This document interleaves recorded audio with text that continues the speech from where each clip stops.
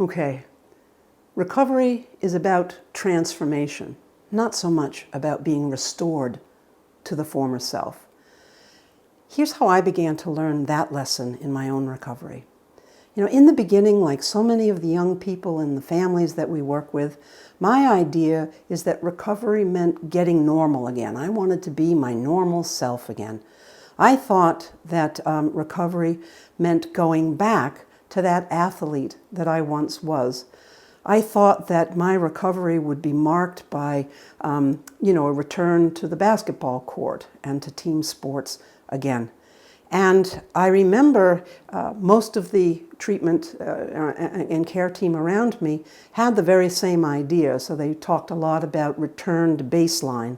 They also talked about, when I'd be in a hospital setting and people, I'd be working, with a rec therapist. They very often had the idea of getting Miss Deegan out in the gym to shoot some hoops with other patients. And I always said no to that. I wouldn't do it. And I could see by their faces that they were perplexed by this because it would seem to make sense. You used to love basketball, let's help you play basketball again.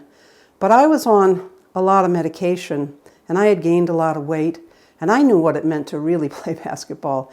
And I knew that in that shape and that state that I was in, I couldn't play real ball.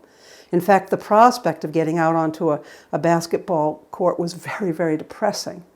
And filled me with a lot of angst and sadness, and really confronted me with the loss of who I had been. And I didn't see that there was a way back there, a way back to that athlete in my current state of being highly medicated. And so I would always refuse and do something like go in and strum on a guitar or something else that was quieter and more solitary.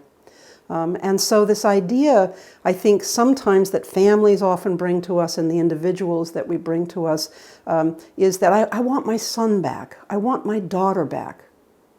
Well, first of all, I would argue that using my flower worksheet and that short video, the person hasn't left. They're very much there.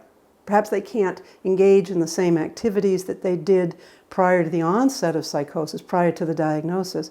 But trust me, the person you love, your son, your daughter, ourselves, we're there. We are there, and we must never, ever forget that. And secondly, that recovery for many of us is not about being restored to a former self, but rather recovery becomes a transformative process of becoming something new, not going back to who I used to be, but slowly, one step at a time, transforming. Where I am today, I never would have dreamed of before. I'm a mom. I live in a beautiful home. I run my own business. I've been with my partner for 30 years. I mean, I have a great life. And I wouldn't wish my life on anybody, but at the same time, it's my life, and I love my life. I am so grateful for the life that I live. Recovery has been a remarkable journey. And I would have never anticipated that getting behind that shopping cart and pushing that cart down the aisle of a grocery store, that first step in recovery, would have ever led to where I am today, and yet it did. And yes, there were setbacks, and yes, there were return to the hospitals. But one of the things that I learned over time is that returning to the hospital is not necessarily a failure, right? Sometimes I would return to the hospital not because I was having a breakdown, but because I was having a breakthrough into something new, breaking through some challenge and finding a new load of personal medicines and ways to support myself through those challenges. So recovery is a process of transformation for many of us. And one of the joys and graces of working in this field is the opportunity to accompany young people as they set off on that journey, right? And I'd like to share with you this video by a friend named Brent Seal, a young person. Let's just check out what he says about his remarkable journey of recovery. In May of 2007, when I was 22 years old, I was studying in university and so excited to be there. But all of a sudden, I found myself in the hospital. on a psych ward of all places. I had fallen into this deep episode of psychosis, experiencing delusions, believing and thinking things that weren't real and weren't true. I thought the entire world was coming to an end, and I thought I was going to die in horrible, horrible ways at any moment. And that led to me attempting suicide, which is how I ended up on the psych ward. And in there, it just got worse. My delusions turned into hallucinations, hearing things that weren't true, weren't real. I remember I could hear my family in the room next to me being tortured. And I could hear this epic underground battle going on, literally with guns and fighting and dragons. I'm not joking. I remember hearing this guy in the hallway pouring ammo down a chute to resupply the battle. But somehow, through medication and support from my family and the mental health professionals, I got stabilized and discharged from the hospital.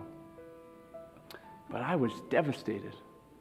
While I was in there, I was diagnosed with schizophrenia, and I found myself not able to drive, go to school, or hang out with my closest friends. But in that state of mind, I had this dream to climb Mount Everest, the tallest mountain in the world. And in my research since then, I've learned that no person in history living with schizophrenia has ever climbed that mountain. And to me, that's just wrong. I wanted to show people that whatever you're going through, you could pursue big dreams. And I'm closer to that dream than I've ever been. I've climbed 10, 11, 12, 14,000 foot mountains. I've started running ultramarathons to get in shape. The last one was a 50 miler. It took me over 14 hours. And when I'm speaking to students and professionals and teachers and parents, I let them know that our biggest challenges are in fact our biggest opportunities. We all face challenges. You might be going through one right now. But when you realize that that challenge, whatever it looks like, is actually an opportunity, nothing can hold you back.